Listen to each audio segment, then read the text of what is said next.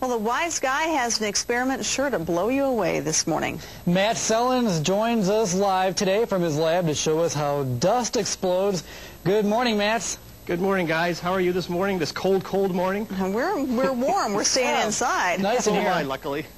So I really like this demonstration a lot, and I didn't get a chance to explain it last week. In fact, I asked viewers to send me the explanation, and I got a pretty good one from Steve Holtz of Urbana.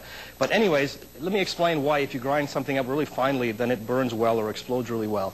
It turns out that when something burns, it's the surface that burns. Okay, it's a chemical reaction of the object with oxygen that causes the flame and the heat to be released, and that reaction happens on the surface. So when you put a log in the fire, it's the outside of the log that burns, and it kind of burns inward.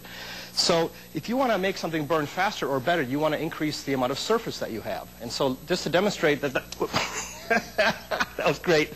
So what I had here was a block that was made out of smaller blocks. And I had the outside of that block painted orange. And it was about, well, you would have seen it.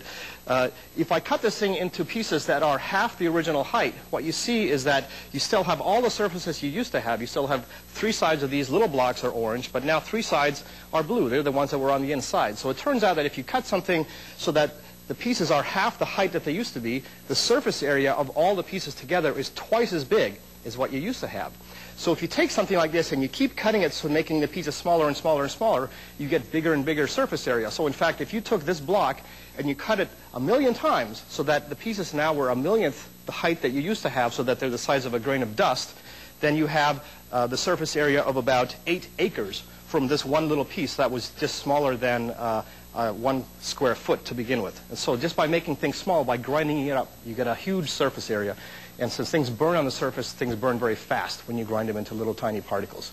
So I want to do this experiment one more time because I really like it a lot. So just like we did last week, we have some powdered sugar in the funnel. The hose is attached to that. I'm going to puff some air into the hose. It's going to pop the sugar into this volume, and we're going to see what happens here. It's going to burn. So on the count of 3, I'm going to puff the air into the hose. We're going to see the dust explode. 1, 2, 3. Oh, well, that was kind of lame. Let's try it again. You know, nothing's going to go right this morning, I don't think. So anyways, that wasn't a very big explosion, but maybe that was a good thing anyways.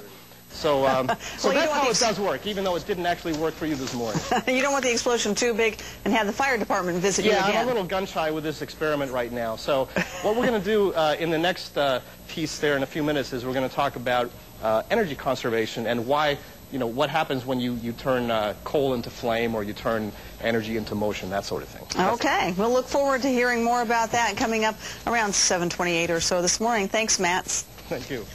All right, let's take a quick look at